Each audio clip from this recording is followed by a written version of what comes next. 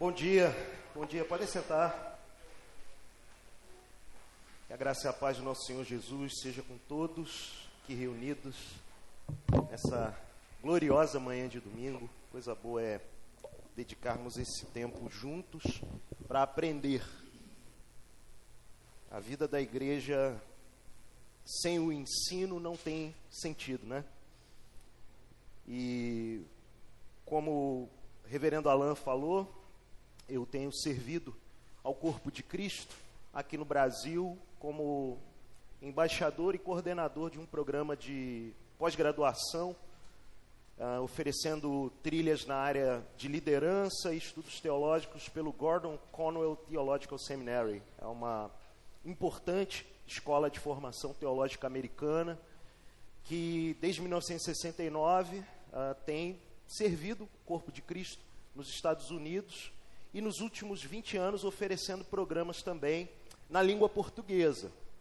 E no ano de 2023 começamos a primeira turma EAD desse programa aqui para o Brasil, e hoje, para a glória de Deus, a gente tem quase 50 alunos de diversas tradições, inclusive alguns irmãos, pastores, presbíteros da IPB fazendo parte com a gente, e parte daquilo que eu tenho trabalhado, com aquilo que eu tenho trabalhado no corpo de Cristo, e tem sido uma grande alegria para mim, de verdade, trabalhar com isso, servir ao corpo de Cristo com isso, para muito além do próprio trabalho, do próprio ofício, do dia a dia que ocupa, né, a grande parte do meu expediente. Eu agradeço a Deus por cooperar com o corpo de Cristo por meio do ensino, conforme eu vou fazer aqui com vocês nessa manhã, né, em 2 turnos, basicamente, né? Então, a linguagem de escola, ela permanece, 2 turnos, porque logo no culto vamos ter uma exposição em Atos 11, de 19 a 30, então a gente vai ter aqui uma boa jornada. Espero que eu possa ser útil a vocês, cooperar com a jornada de formação espiritual e discipular na vida cristã de cada um de vocês. Para mim é uma grande alegria mesmo ver a concretização da vontade de Deus nessa igreja aqui recém-organizada. Parabéns, glória a Deus pela obra dele, pela fidelidade dele na vida de vocês. Eu tenho acompanhado esse projeto desde o início com Alan. Acho que mais adiante a gente pode compartilhar um pouquinho dessa história de uma amizade aí de mais de 15 anos já com Alan, né? Então, eu não tinha cabelo já há 15 anos, mas o Alan certamente você também está indo, né, cara? Está recuando um pouco. E a barba dele não estava tão branca como já está começando a ficar. Muito bom, gente, muito bom estarmos juntos.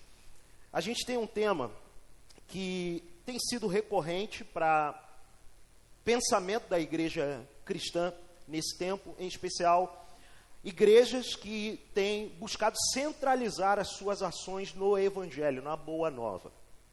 E o assunto é conhecido para todos, igreja missional. E aqui é importante a gente definir o que é esse termo, o que significa esse termo. Para muito além de mais um pacote de igreja, um jeito de ser igreja, um modelo a ser implementado para a igreja crescer ou dar certo, um modelo eclesiástico, igreja missional diz respeito à própria natureza ou essência do que a igreja deveria ser. Vou desenvolver um pouquinho mais a respeito disso adiante. Mas o termo literalmente refere-se a uma igreja pertencente à missão. É a mesma ideia de pactual, é algo referente ao pacto. Tribal, algo referente à tribo. Então, missional é algo referente à missão. E igreja missional acabou se convencionando ser o nome do movimento, da grande conversação, do grande debate teológico, eclesiológico e missiológico que se desenvolveu nas Américas nos últimos anos. Talvez nos últimos quase 30 anos esse debate tem acontecido. E para a gente entender melhor o termo, quero trazer uma definição geral de onde a expressão surgiu, né, resgatando aqui uma fonte bibliográfica para avançarmos numa direção de compreensão maior do termo. Sei que para muitos é algo comum, mas sempre é bom ou a gente revisar o conceito ou apresentar a quem precisa ser apresentado o termo. A definição geral é essa, está na tela. Vocês podem ler? A gente pode participar disso junto, que está na tela?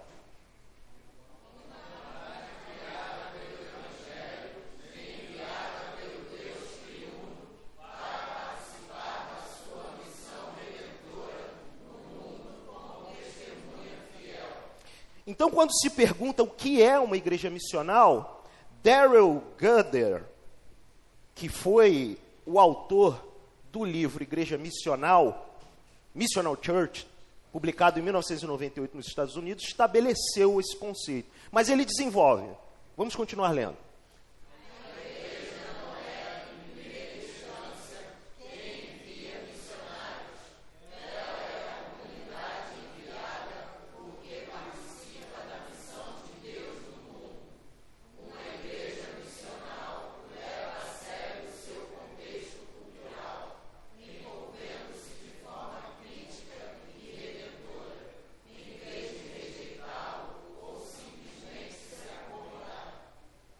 Muito bem. Foi Darrell Guder, em 1998, quando foi lançado esse título, Igreja Missional, uma visão para o envio da igreja na América do Norte.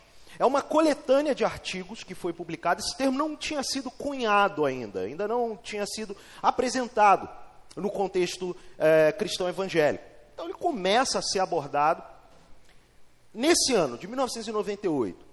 Porque a igreja nos Estados Unidos, nesse momento, vivia o apogeu dos modelos de crescimento de igreja maciço, a ideia da mega church, das mega igrejas.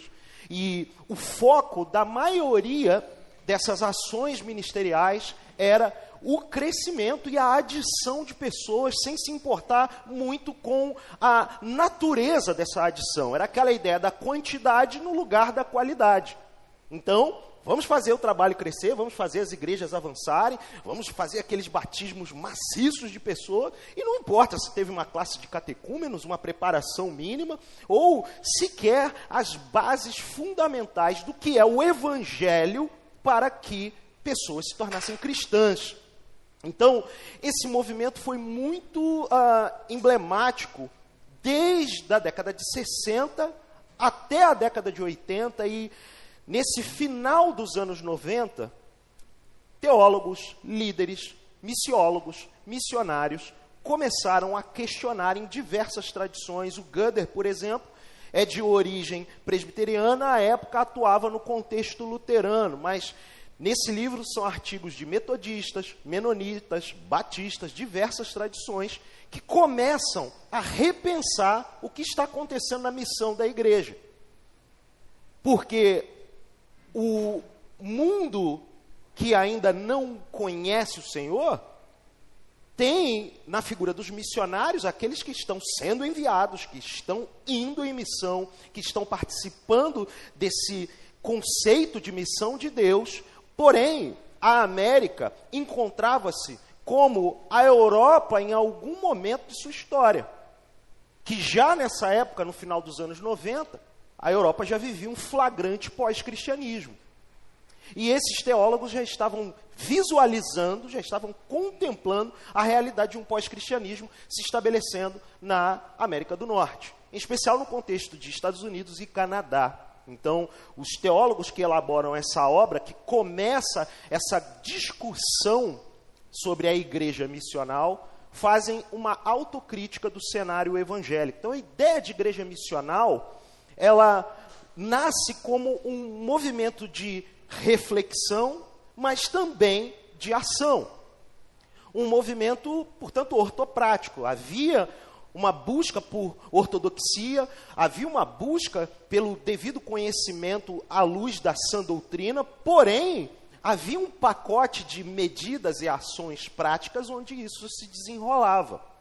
Por exemplo, no ano ali entre 2011 e 2012, no início dos anos 2010, a gente já pode falar nisso, né? Em pleno 2026, a gente já pode, nos anos 2010, eu tenho contato com o reverendo Alain, por exemplo, nesse contexto de fomento da ideia de uma igreja missional, que repensa ou revisita suas bases ortodoxas, mas revisa suas ações práticas como igreja, em especial a partir do movimento de plantação de igreja, que é nessa época que eu conheço Alain, né?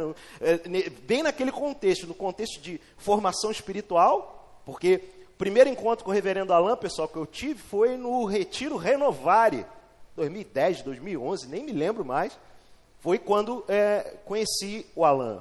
E já naquele retiro de formação espiritual, onde a gente estava num clima absolutamente monástico, em alguma das serras do Rio de Janeiro, que eu já não lembro mais se foi Friburgo, Teresópolis. Então, todo um ambiente ali, Gerson Borges com seu violão de nylon, né, nos elevando ali em cânticos e tudo mais. Mas no meio daquilo ali, daquele cenário que os líderes daquele retiro falavam para a gente, pessoal, não vamos pensar, até hoje eu lembro disso, Alain, falou, não vamos pensar em eclesiologia hoje, vamos pensar só em alimentar o nosso espírito. Que nada, eu estou para ouvir, sabe, meu outro, que estava eu, Alain, Mosca, uma turma, né, o Mosca não é apelido não, tá, gente? É um reverendo presbiteriano, amigo nosso, lá do interior de São Paulo, Daniel Mosca, enfim, vários irmãos ali, ainda na semi-juventude, já saindo da juventude, pensando em plantação de igreja, em igreja na missão, em povo de Deus em missão. Porque a grande questão da igreja missional é essa, pessoal. A igreja missional não é só um pacote ou um sobrenome que, se a gente for parar para pensar bem, é quase um pleonasmo, igreja missional. Se a igreja não está em missão, ela não é igreja. Charles Spurgeon falava isso, todo cristão ou é um missionário ou é um impostor. Né? Não dá para desassociar a ideia da missão de Deus da igreja.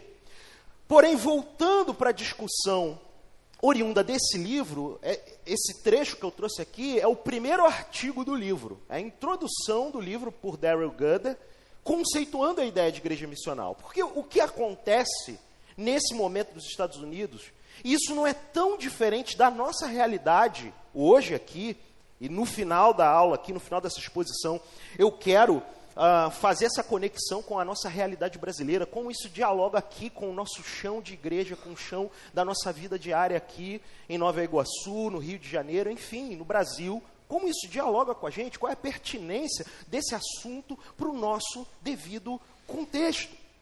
Então, só para também conceituar e deixar claro o que a gente vai fazer em termos de dinâmica dessa aula aqui hoje, eu vou seguir por mais alguns minutos aqui, aproximadamente 35 minutos, fazendo a exposição desse conceito, tá? Trazendo esses conceitos e pontuando aqui, desde a definição, passando por trajetória histórica, a concepção e a compreensão missiológica, teológica.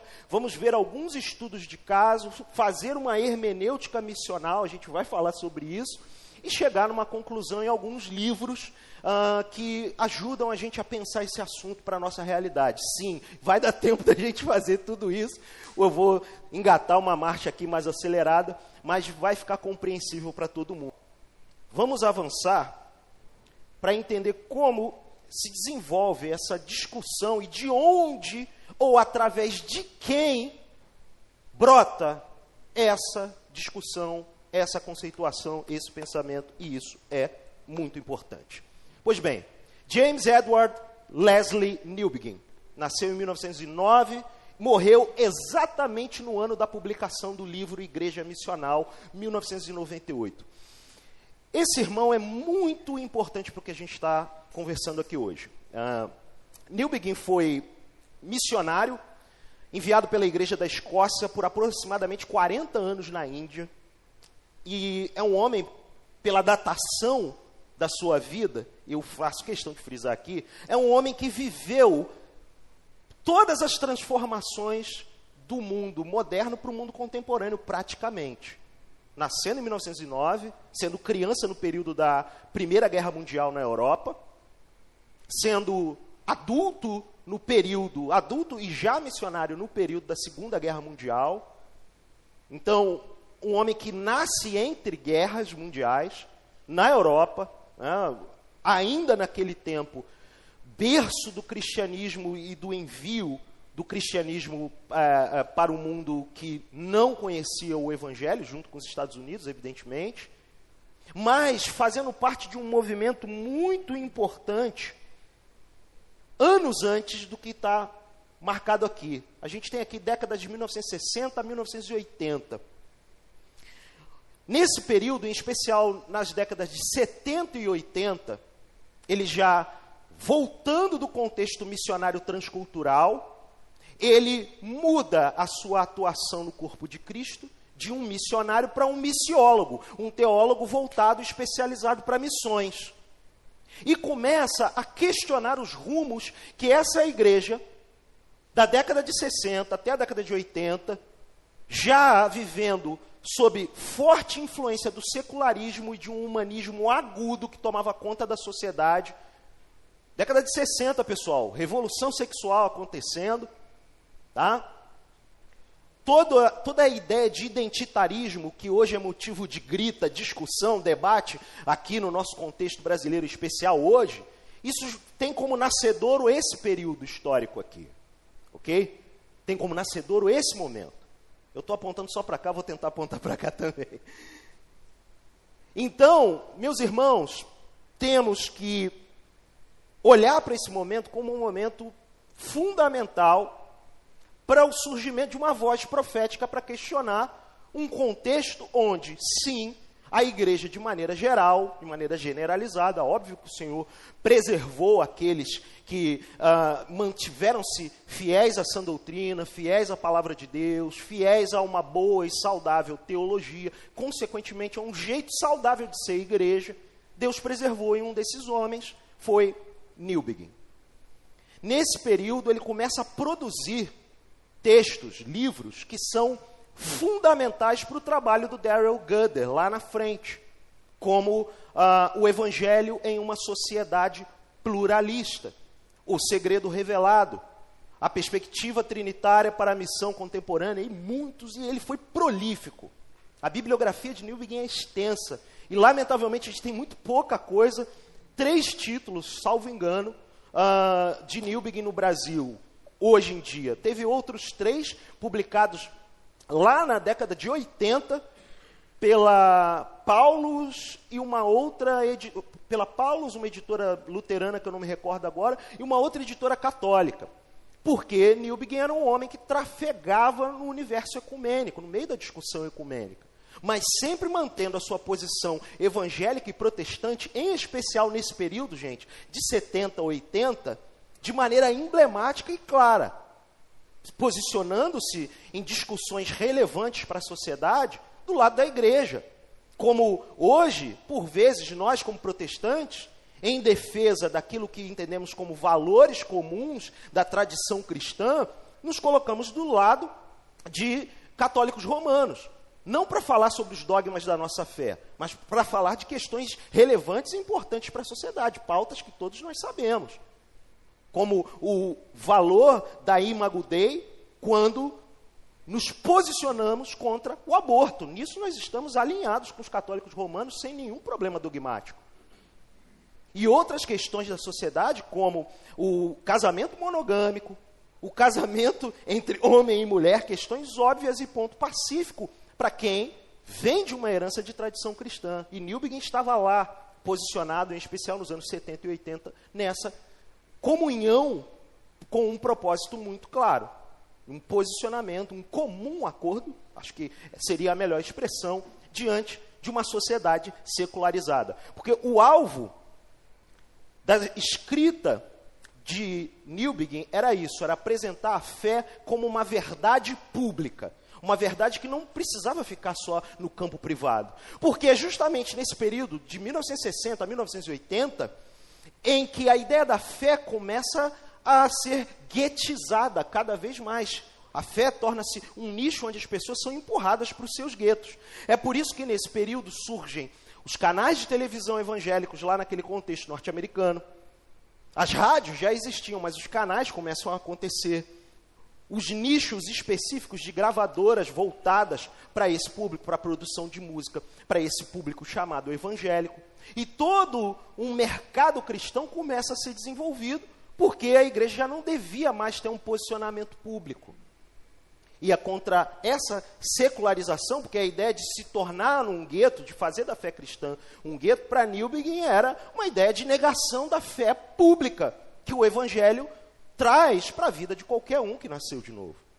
Então, por isso é importante situar o que acontece com a igreja evangélica daquele período e naquele momento, e naquele lugar especificamente, falando claramente de Norte América e Europa. É uma igreja na Europa pós-cristã e nos Estados Unidos consumista. Resumindo, uma igreja secularizada. É isso que acontece nesse período. Porém, Newbigin foi um homem que viveu e produziu reflexão teológica e missiológica e agiu como missionário nesse período muito importante para o pensamento missiológico mundial, de 1930 a 1950. Esse período é fundamental, em especial duas datas, em 1938 e 1952, onde Newbigin se posiciona em grandes conferências missionárias com essa postura de que a fé é uma verdade pública e inegociável no campo da missão. Porque nesse período de 60 em diante, já havia um resgate de um conceito teológico nublado, confuso, para ser generoso, e absolutamente deletério e prejudicial para a igreja para ser verdadeiro. A teologia liberal do século XIX, em especial. Ela começa a ser resgatada no final dos anos 50. Na segunda metade da década de 50, isso já começa a ser resgatado e contaminar o meio missionário e as reflexões missiológicas, daquela ideia que é o seguinte: missão é literalmente falar sobre um mundo vindouro, um reino que há de vir, uma vida espiritual. Isso não atende às demandas contemporâneas, isso não atende os problemas que vivenciamos nos dias de hoje. O que a gente precisa fazer é cuidar do pobre, do órfão, da viúva. O que a gente precisa fazer é nos posicionarmos nas causas humanitárias que estão eclodindo nesse mundo. Como eu falei, num período entre guerras, o mundo, de 1930 a 1950, o mundo cristão em especial, abraçava a ideia de um discipulado radical comprometido com a fidelidade das Escrituras, onde o óbvio que cumpre a responsabilidade social da igreja nunca foi deixado de lado, mas o fundamental, aquilo que é o ponto de partida, que é a fidelidade à Sagrada Escritura, que é o compromisso com a evangelização e o discipulado como duas faces de uma mesma moeda, isso era defendido por Newbigin desde esse tempo, em especial em duas grandes conferências missionárias, uma acontecendo na Ásia em 1932 e outra acontecendo na Europa, né, na cidade de Wilhelm, agora não anotei aqui, mas foi na Alemanha em 1952, logo depois da Segunda Guerra Mundial. Newbigin tem esse papel num momento, portanto, de interlúdio secular, né? Acontece, em especial do final da década de 50 para o início da década de 60, esse intervalo onde a secularização tomou conta. E aqui eu me aproprio dessa linguagem do Michael Gorin, que é um missiólogo que tem vindo muito, né, para o Brasil. Acho que no início do mês estava lá em Campinas com um programa de pós-graduação também, e foi o Gorin, que eu vou falar dele no final, uma pessoa muito importante para trazer essa discussão missional para esse campo que é muito além de apresentar a ideia da igreja missional como só mais um modelo de igreja. E quando Michael Gorin faz os estudos sobre Leslie Newbigin, a tese de doutorado do Gorin foi a partir da vida e obra de Leslie Newbigin. Ele teve contato, né? Ainda conseguiu ter contato com Leslie Newbigin em vida. E ele desenvolve essa ideia, o Gorin, de interlúdio secular, fazendo essa análise temporal, que ajuda a gente, olhando para o passado, a considerar os nossos desafios de hoje. Por que é importante isso, pessoal? Porque o próprio Newbigin fez e tomou essa ação. Ser alguém que olhou os desafios contemporâneos a partir de quem vivenciou desafios similares no passado. Com as mesmas interfaces? Nem sempre. Mas a origem do problema sempre é a mesma. É a natureza pecaminosa. É o distanciamento e a alienação do ser humano sem Deus do reino de Deus.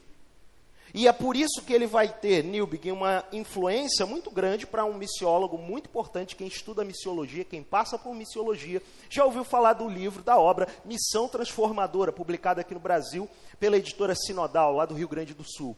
Então já passou pelo sul-africano David Bosch, e toda a sua conceituação absolutamente trinitária e fundamental para uma saúde teológica da missão, que foi profundamente influenciado por Newbigin. Basicamente, David Bosch foi mentoreado por Newbigin.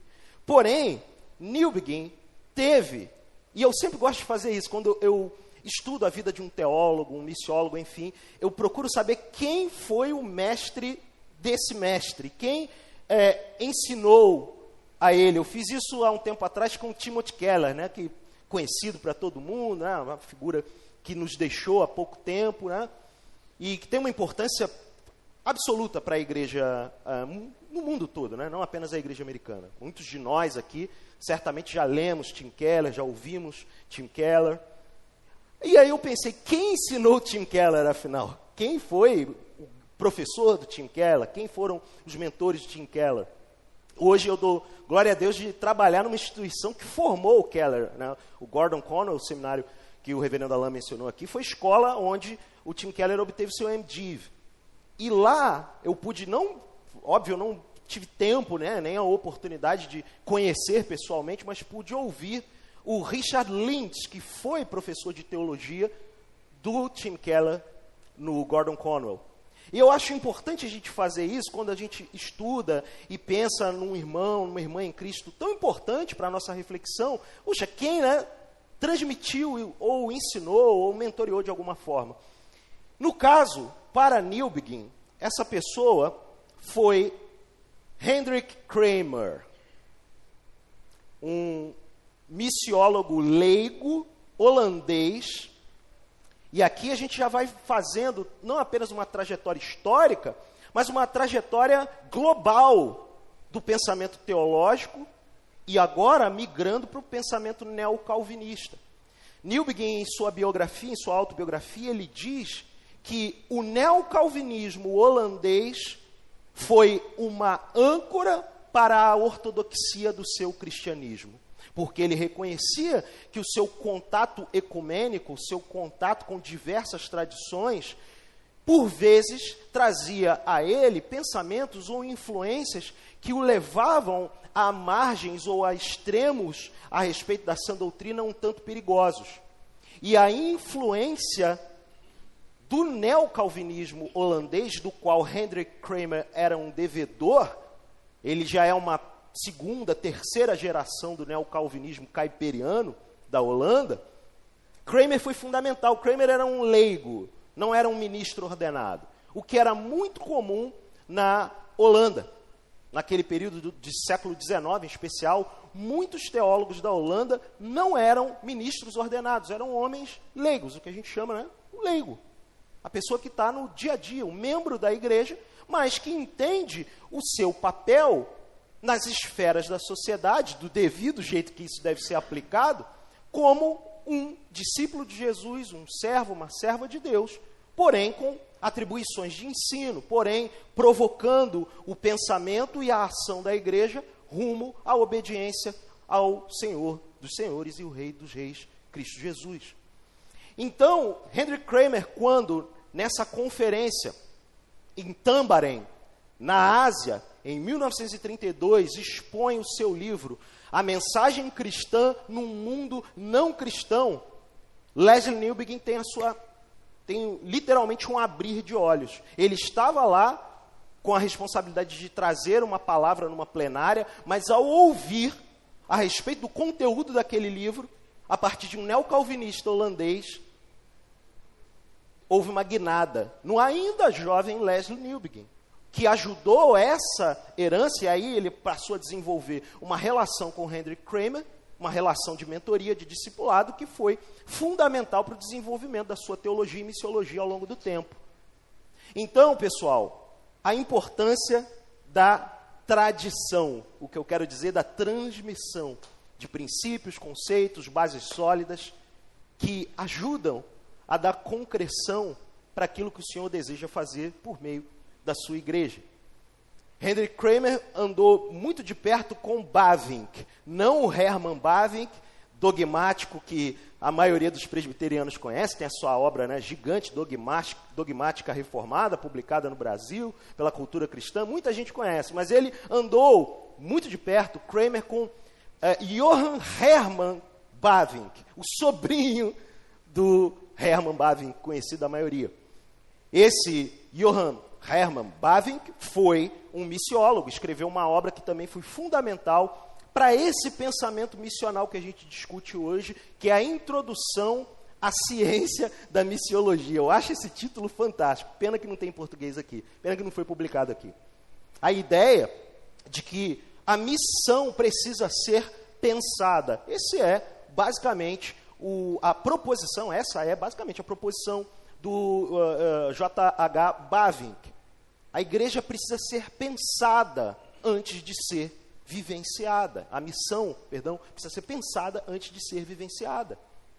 Porque o que acontece nesse período da década de 30 a 50, e aqui eu encerro essa parte, é que a igreja, de maneira geral, estava repensando o modelo colonial de missões, que foi muito comum a partir do grande século das missões, século XVIII por diante. Não negando o valor e a soberania de Deus nisso. A IPB é fruto do modelo colonial, né, meus irmãos e irmãs? Por meio de Archibald Green Simonton. Ele veio para o Brasil com a mentalidade sob influência do grande século das missões. E todas as denominações históricas que temos no Brasil, elas foram modelo colonial de missão e evangelização. Porém, naquele mundo, há quase 100 anos atrás, já havia necessidade de repensar esse modelo. E o lugar ou as fontes para repensar esse modelo, a partir, evidentemente, do fundamento da Sagrada Escritura, não deveriam ser analisadas apenas a partir dos desafios contemporâneos. A grande tensão e a polaridade aqui é essa, que dos anos 60 em diante, os critérios para repensar eram os desafios contemporâneos. Dos anos 30 a 50, os critérios para repensar era voltar às fontes. Era aquele movimento ad fontes, retorna às fontes. Olha, suba nos ombros dos gigantes, veja quem já fez. Ninguém aqui está reinventando a roda.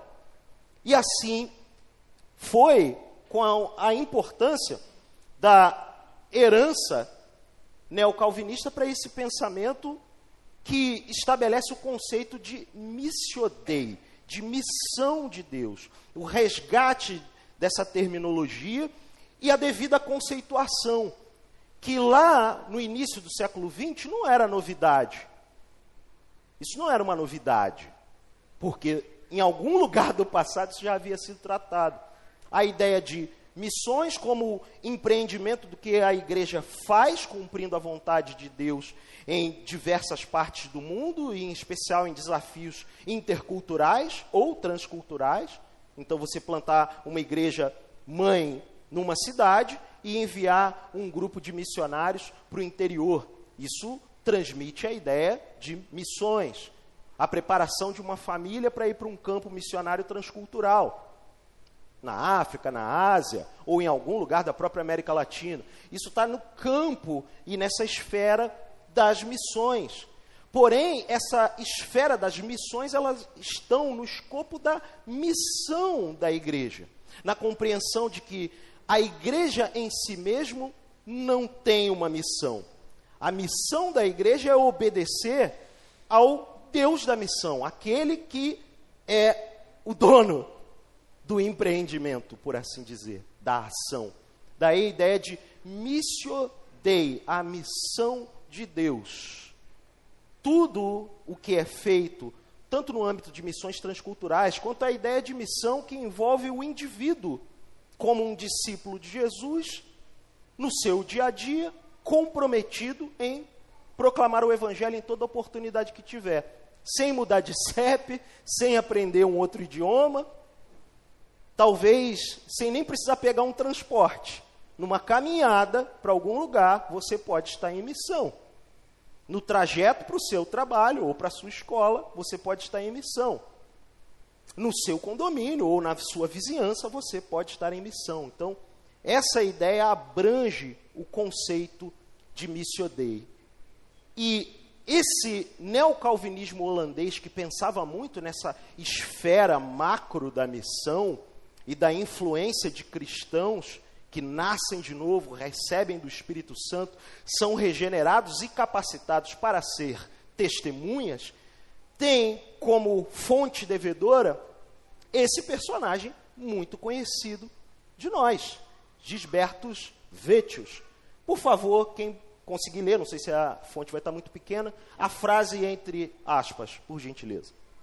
Deus é aquele que envia por meios comuns e extraordinários, e somente a igreja realmente leva adiante essa missão. Muito bem, um tratado de 1664, século 17. A gente está fazendo aqui, né, uma engenharia reversa do tempo, para descobrir onde nasce, na verdade, esse conceito de igreja missional. É a partir desse irmão que deixa para nós um adágio muito popular, igreja reformada, sempre se reformando. É a partir da missiologia de Vettius, um holandês também, muito importante nos cânones de Dort, uma figura fundamental para aquela formulação. E nessa ideia da igreja sempre se reformar, a ideia da igreja sempre se reformar, ela não é sempre se reatualizar ou se atualizar, mas sim voltar para as fontes. Nesse caso, e muito importante até para essa compreensão da Missio Dei, foi a importância da patrística, da herança teológica doutrinária dos pais da igreja, em especial os grandes concílios, mais precisamente Niceia e Calcedônia. Foi basicamente voltando e sentando-se aos pés dos doutores da igreja que protestantes comprometidos entenderam o seu papel na missão de Deus. O próprio resgate da palavra missio, né, dessa expressão latina, missio, que era muito utilizada por Agostinho para se referir à relação entre Pai, Filho e Espírito Santo, a relação trinitariana, é devedora disso, de olhar lá para trás, de olhar lá para a patrística. Isso para mim, pessoal, e aí uma nota particular, foi divisor de águas no ano de 2016, entre 2015 e 2016. Na minha vida, na minha experiência e compreensão pessoal, foi um divisor de águas. Porque, conquanto eu levasse em consideração toda essa importância e todo esse legado histórico, eu ainda era aquele que estava em busca de algum tipo de inovação, a ideia, né? Inovação missional, se falava muito disso, você lembra, né, Vera? Era muito comum.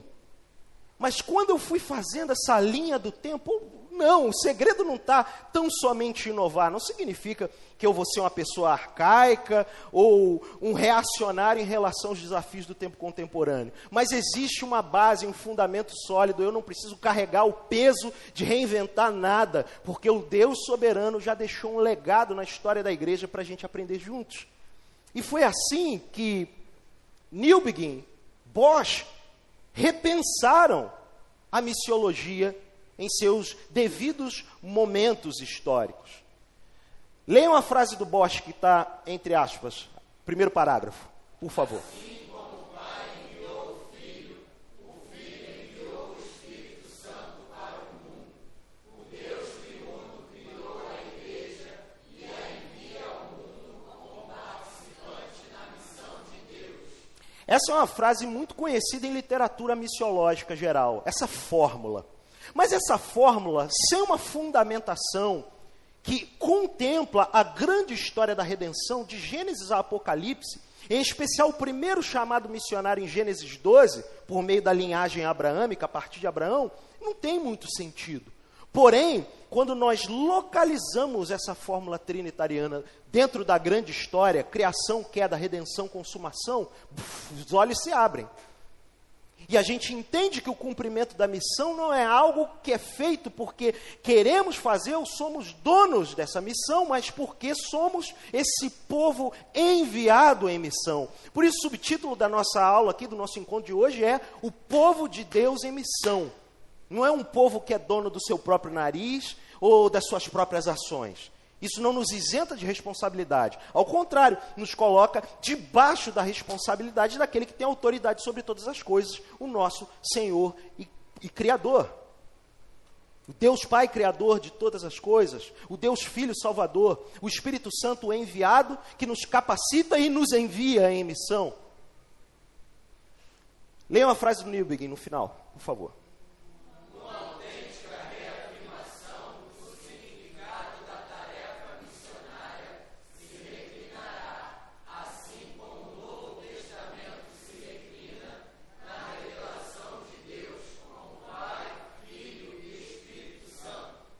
Amém. Eu concordo com isso.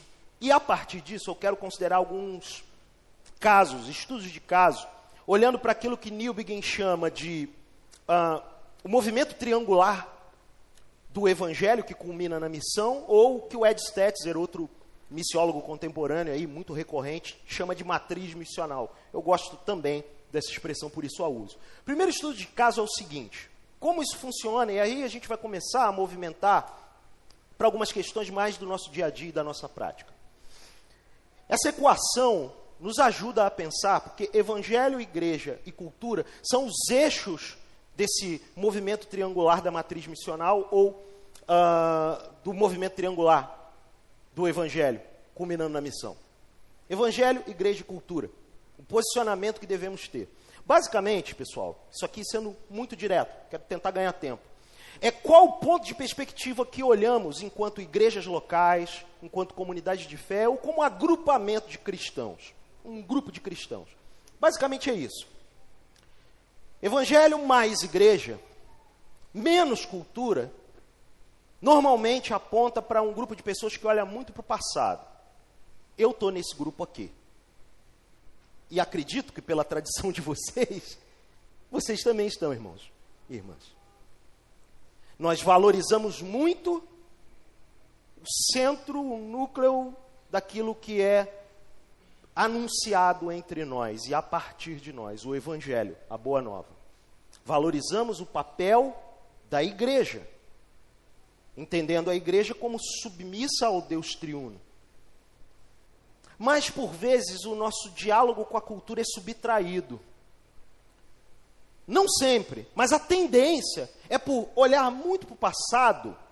Eu, por exemplo, que sou um aficionado, vocês viram aqui a datação, essa coisa toda, porque eu amo isso. Eu amo estar no passado. Eu gosto de desfrutar das coisas e das benesses do presente, mas eu amo pensar no passado quando a gente diz respeito à fé cristã, a cultura, enfim, eu gosto de olhar lá para o passado. Eu sou um nostálgico por natureza. Mas a gente deixa de olhar para os desafios do presente com o devido cuidado. O risco é que o fundamentalismo pode se tornar uma idolatria para quem está nesse campo e quem faz a equação assim. O legalismo pode ser a nossa gramática teológica no diálogo missionário. A tendência desse grupo é amar, não é falta de amor. Amo o Senhor e amo os irmãos, amo os de dentro, mas costuma ter dificuldade em amar o de fora. Sabe? Carnaval, a gente sair daqui do culto, já pensou? Né? Ontem fui fazer um mercado com a minha senhora aqui, aí a gente está saindo ali altaneiramente, aí rapaz, passa um jovem com a sunga igual, acho que ela não viu, e eu não comentei, espero que ela não tenha visto. Passa um jovem longilíneo com só vestindo aquilo, andando altaneiramente na Pereira Nunes, na Tijuca, desfilando. Parecia o Borat daquele filme, né? Meu Deus! Aí a tendência é... que é isso? A gente tem dificuldade, essa é a verdade, pô. Não vou ser hipócrita. Porém, a coisa não termina aí. Essa equação ela tem outro desdobramento. Igreja mais cultura, menos evangelho. Esses que fazem, os cristãos ou agrupamentos que fazem esse tipo de leitura a partir do presente, normalmente têm uma orientação mais progressista. Seu ídolo, por vezes, é o liberalismo. É a turma que gosta do agrupamento, de entender eclesia no sentido de ajuntamento de pessoas. Então, a igreja pode ser igreja, porque igreja, a palavra eclesia, ela já era usada no contexto greco-romano antes. Mas a igreja do Senhor Jesus só é, de fato, quando o evangelho é o seu motor principal. Para esse tipo de leitura mais focada no presente, mais imediatista, mais curto-prazista, que encara os desafios contemporâneos e abraça, e tem muita dificuldade de amar os irmãos lá da primeira equação. Normalmente as igrejas históricas, igrejas com matriz mais ortodoxa, estão lá naquela primeira equação. E essas igrejas contemporâneas, no entanto que tem até uma comunidade, eu não gosto da ideia de comunidade inclusiva, porque inclusão diz respeito ao convite a todos. O que eu vou falar pode soar, difícil, mas precisa ser pautado. Eu trabalho com língua portuguesa, eu trabalho com tradução do inglês para português, um outro trabalho meu. Então, dou valor às palavras. Por vezes elas precisam ser redimidas. Inclusão é uma. A igreja ela é inclusiva, minha gente. Tem tudo quanto é tipo de gente na igreja. Mas a ideologia, essa coisa muito ideológica, ela sequestra esses termos, a gente precisa resgatar esses termos. Um deles é a ideia da inclusão. Mas existe uma comunidade inclusiva no Rio de Janeiro, tinha até uma unidade aqui perto, que era Comunidade Cristã Contemporânea, porque ela abraça todas as questões e ditames contemporâneos. Ama muitos de fora, ama pouco os de dentro e os da própria família da fé, os domésticos da fé, de diferentes tradições. Por fim, também existe um outro desdobramento, uma terceira via, que não é a solução, que é quando um grupo de pessoas faz a equação evangelho mais cultura, ou seja, valoriza, sim, a sã doutrina, a palavra de Deus, entende e abraça os desafios culturais, mas subtrai muito da comunidade da fé da vida da igreja. Normalmente, movimentos para-eclesiásticos no passado. Hoje em dia, o cristão online. É muita gente que vive olhando para o futuro porque são idealistas, esperam um dia melhor, espera ter a comunidade perfeita, e subtrai porque a igreja dá muito trabalho. Então vamos nos equipar, talvez a ideia de olhar para o futuro se caracterize muito para quem faz essa equação nos dias de hoje. Evangelho mais cultura menos igreja. Está muito no online, está muito virtual. Porque hoje você tem a possibilidade de ouvir grandes pregadores, professores, mestres de teologia, expositores bíblicos online. Mas não quer ouvir o seu pastor ali do dia a dia, que rala ali para entregar o sermão, para plantar a igreja, tá naquela... E nem sempre vai estar 100% inspirado. O que vai para o vídeo sempre está inspirado, está editado, está bonitão. Agora, o dia a dia, a vida da igreja, tem seus desafios. A gente vive em torno de um ideal quando faz essa equação. A proposta de Newbigin, portanto, não era subtrair nenhum dos elementos para um movimento missiológico e missionário devidamente saudável. Portanto, a ideia é evangelho, mais igreja, mais cultura. Um discípulo de Jesus saudável faz essa soma sem subtrair um dos elementos. E aqui, um estudo de caso, à luz de um texto conhecido de nós. Formulação trinitariana no texto, formulação trinitária, usando aqui uma ideia proposta pelo missiólogo britânico Christopher Wright, no livro A Missão de Deus. O primeiro capítulo ele fala disso. Hermenêutica missional, ler a Bíblia com lentes missiológicas.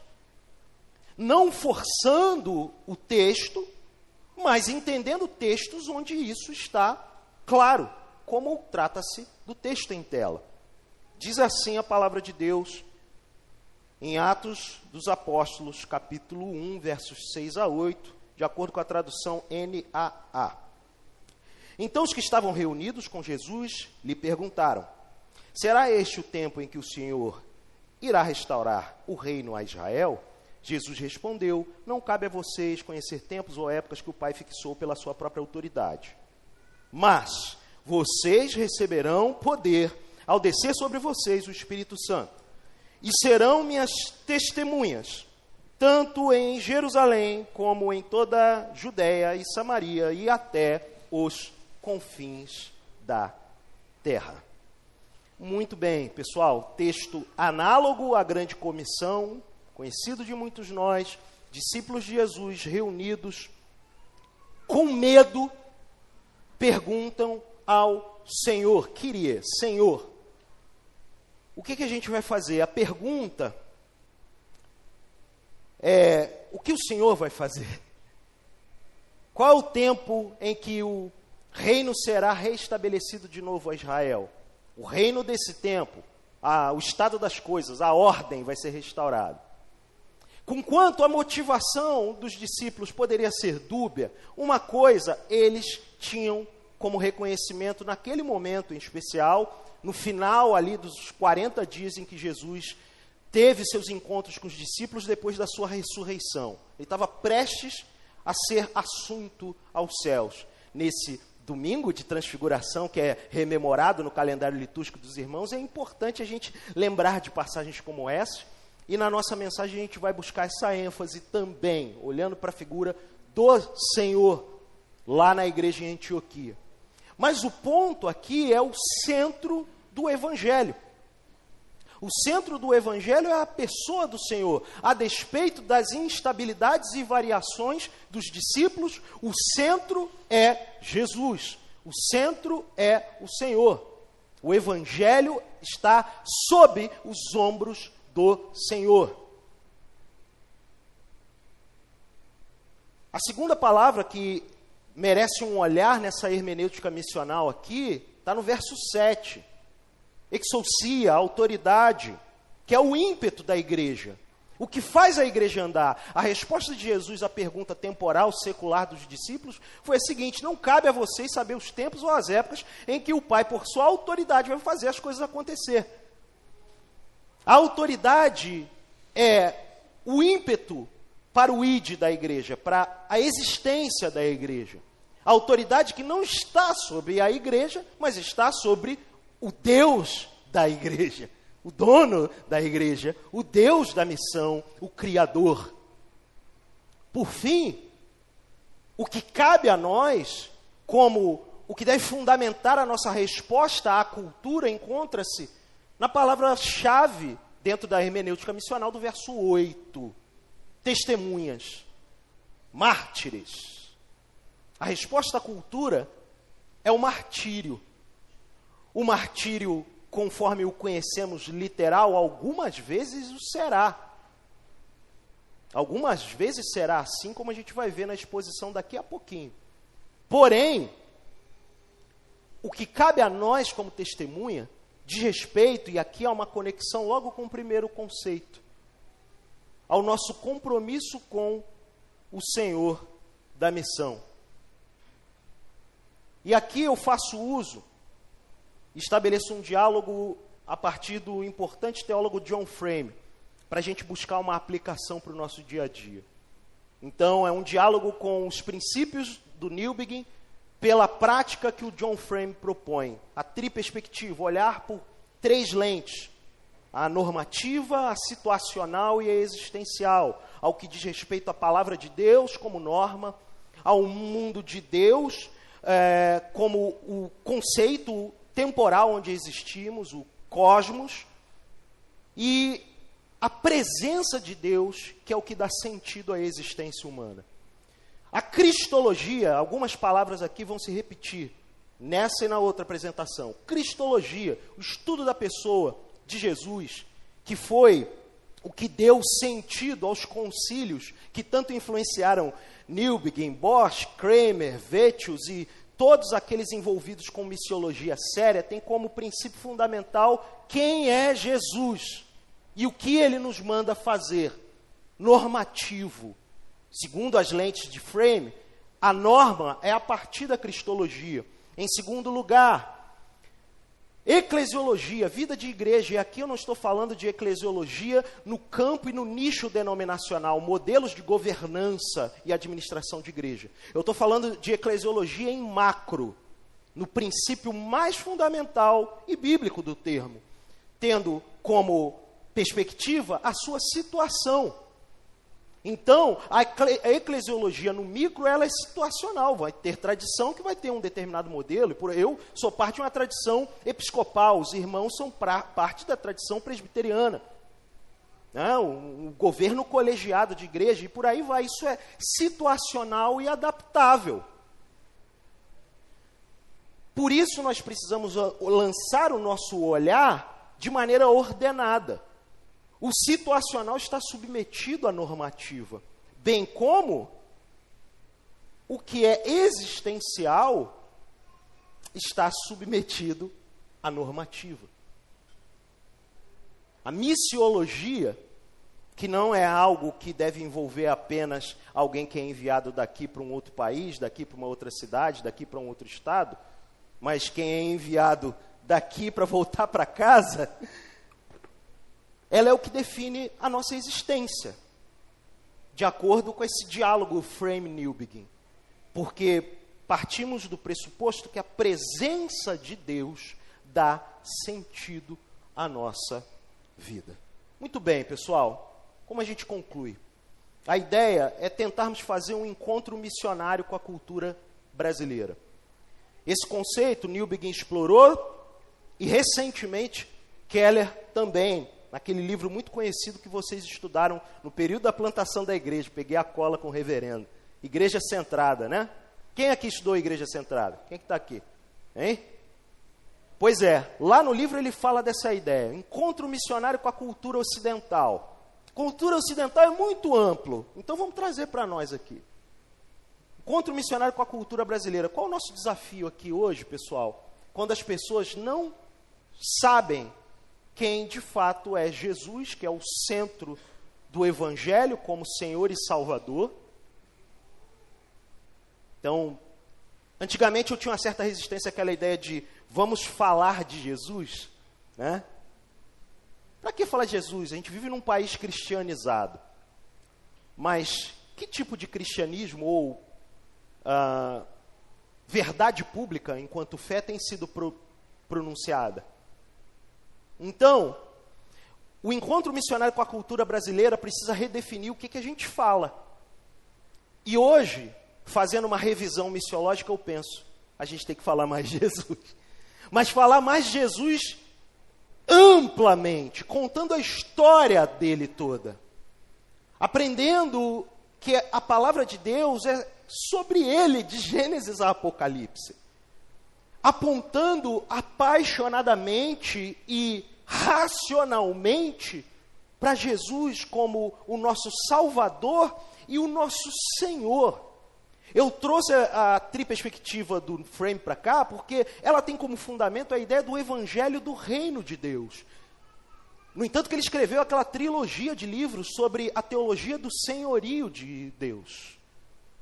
Temos um Senhor sobre a nossa vida. A igreja está nesse caos, essa Babel eclesiológica, porque falta uma visão cristológica afinada com um discurso cristológico. Então o encontro missionário com a cultura brasileira precisa acontecer, pessoal. Eu vou deixar para falar um pouco mais em termos de práticas e aplicações, proposições na nossa mensagem daqui a pouquinho. Porém, a eclesiologia precisa ser pensada. A igreja foi recém-organizada, então a eclesiologia está fervilhando para vocês. Mas aqui, com muito respeito, amor e consideração para o momento que vocês estão vivendo, Vivam essa eclesiologia, sim, local, fiel à tradição dos irmãos e irmãs, importantíssima tradição para a minha formação também. Né? Tenho diversos amigos, sou muito bem-vindo na IPB sempre, é uma bênção. Mas o convite aqui para essa perspectiva do povo de Deus em missão é pensar nessa eclesiologia macro, que define quem somos. E aí sim, resgatar desses que dizem, igreja não é prédio, igreja não é CNPJ, que isso é um desafio da igreja nos dias de hoje. Não é? Desigrejados, essa coisa toda que acontece, vocês já sabem como funciona. Mas é de fato, mesmo sendo fiéis à nossa tradição, mesmo entendendo compromissos, demandas e necessidades de uma estrutura predial, organizacional, etc., entender que nós sim, e resgatar mais uma vez o termo, nós sim somos igreja do Senhor. A eclesiologia macro é o reconhecimento da igreja enquanto organismo e tudo que se organiza para servir esse organismo. Colocar em ordem a organização, ela serve o corpo, ela serve o organismo. Aquela figura já bem conhecida para nós, da treliça e da videira. Então é ter uma eclesiologia que sabe de fato quem somos como discípulos de Jesus, parte do corpo de Cristo, igreja do Senhor. Por fim, a nossa missiologia. Sim, o que fazemos? A missiologia vai definir o que a gente faz no nosso dia a dia, como testemunha do Senhor. Testemunhas que estão, enquanto igreja, debaixo da autoridade do Deus Todo-Poderoso, e falam e discursam a partir do Senhor dos Senhores e Rei dos Reis. Com isso, meus irmãos, eu dou por encerrado o nosso momento aqui de exposição, deixo essa bibliografia básica para nós, tá? Primeiro título, Tornando-se uma Igreja Missional, de Michael Gorin e Timothy Sheridan, foi publicado recentemente pela Vida Acadêmica, o selo acadêmico da editora Vida. Ele faz um diálogo de Leslie Newbigin com os movimentos de renovação missional dos últimos tempos. A igreja emergente, que foi uma coisa que teve algum barulho, até na época que a gente se conheceu ainda tinha um barulho nela. A igreja missional e a igreja centrada de Tim Keller, a proposta da City to City. Tá? Então ele faz um diálogo à luz de uma conversa, uma discussão, na verdade, com essas três linhas. Livro muito importante, tá? E muito bem traduzido, vale a pena. O segundo, Sociedade Pluralista, o Evangelho é uma Sociedade Pluralista. Os dois últimos são do Newbigin, tá, pessoal? Publicado pela Ultimato. É a obra que virou a chave, mudou tudo na concepção daqueles missiólogos lá do primeiro livro que a gente apontou, a partir daqui, desse título.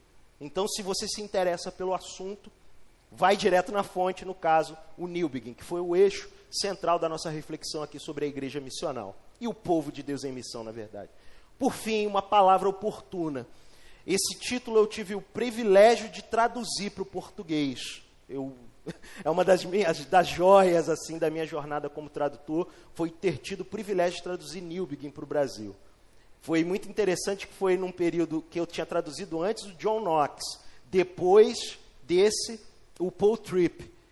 E o John Knox, eu não posso usar a piada de me arrancou cabelo, né? Então, mas o John Knox embranqueceu um pouquinho mais a barba, deixou, né, um pouco mais cansado. E depois eu tive como prêmio fazer esse e o Paul Tripp. Mas nesse aqui, fica a recomendação, editora 361, está um pouco mais difícil de achar, mas se você procurar aí nas livrarias virtuais, você encontra. É legal para ver o desenvolvimento do pensamento do Newbigin, porque tem palestras e artigos dele, desde a década de 30 até os anos 90, até pouco antes dele morrer.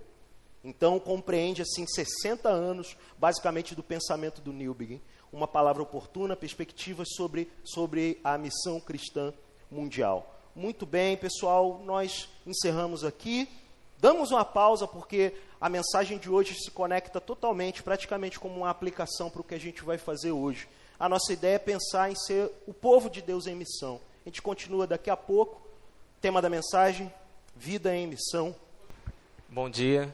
Bom dia, meu irmão. Me chamou a atenção, dentre tantos comentários, né, você citou o Igreja Centrada, que inclusive foi um livro que marcou muito a minha visão sobre ser ortodoxamente cristão no ambiente secular de uma maneira responsável e responsiva.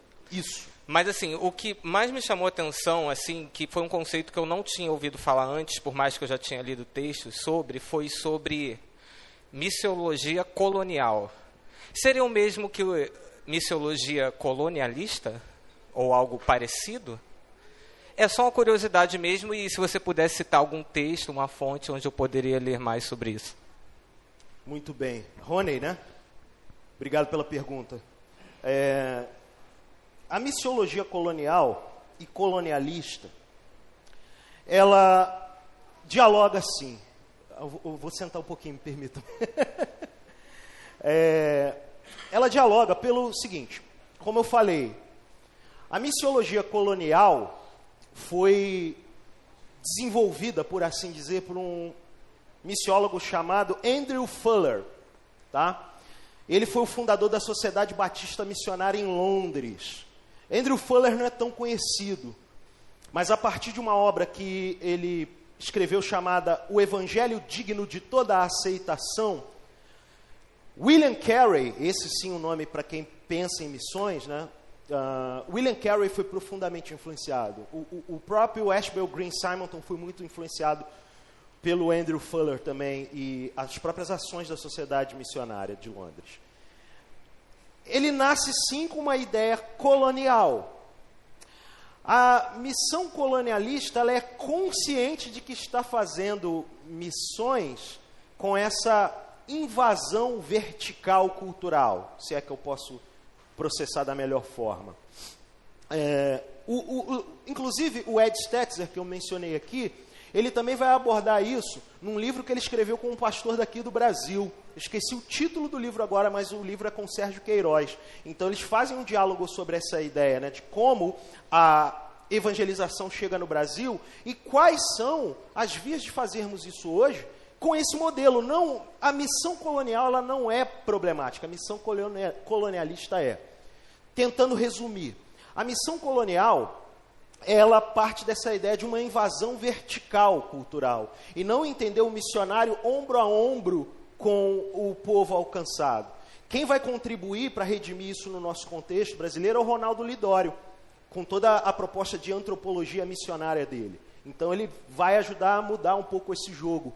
Mas eu não vilanizo a missiologia colonial. Porém, a missiologia colonialista, como basicamente tudo isso que tem sufixo ista, tende a carregar algo pejorativo, por vezes derogativo e prejudicial. A missão colonialista, ela parte de uma ideia vertical. Desculpa o que eu vou falar, pessoal, com muito respeito, mas fica como estudo de caso e analisando, é o fenômeno das mega-churches, que abrem-se como franquias em diversas partes, trazendo seus caixotões, uniformes, com a sua mesma linguagem, a mesma roupa e seu mesmo branding. Normalmente é igreja, denominação, aí o branding. Acho que vocês estão entendendo onde eu estou querendo chegar. Isso é colonialista, tá, pessoal? Me desculpa, Rony, tá? Tamo junto? Isso é colonialismo, cara. Tá trazendo um negócio lá da Barra da Tijuca, pronto, já falei. Tá trazendo um negócio lá da Barra da Tijuca pra cá. Aí desce aquela nave-mãe, parece filme de ficção científica, do nada. E impõe um modelo numa outra cultura, que é a nossa aqui, porque sim, tem diferenças. A nossa aqui, porque eu e minha esposa, a gente veio daqui de Belfort Roxo, né? E tem família aqui, a gente vive aqui. A gente vive aqui. A gente não mora aqui, mas está sempre por aqui. Tá? É diferente. Então isso é colonialismo. Eu ouvi um podcast há um tempão do Keller com o Alan Hirsch, que é um outro missiólogo que ele fala muito, um australiano, que ele fala muito na Igreja Centrada, onde ele fala que a missão colonialista hoje, ela ganhou uma nova figura com a mega church e como as mega church se alastram na América Latina. Então eu diria isso, que hoje missão colonialista são ações intencionais de impor o seu modelo de plantação de igreja, considerando plantação de igreja como um axioma da missão contemporânea, dessa maneira, sem considerar contexto local, sem fazer exegese cultural, né? O Alan fez, cara, eu lembro, eu acompanhei todo esse processo, cara. Ele fez exegese aqui da localidade, interpretou, entendeu. Então é isso. Respondido aí? Pessoal, só mais uma palavrinha rápida, tá? Obrigado mais uma vez pela atenção de todos. O conteúdo vai ficar disponível, tá? Em PDF para vocês. E um pequeno artigo também, eu vou mandar um PDF de um artigo a partir de Atos 1, de 6 a 8, um suplemento teológico, porque eu passei muito rápido aqui, mas no artigo tem um detalhamento e umas fontes ali para estimular o estudo de vocês. Deus abençoe.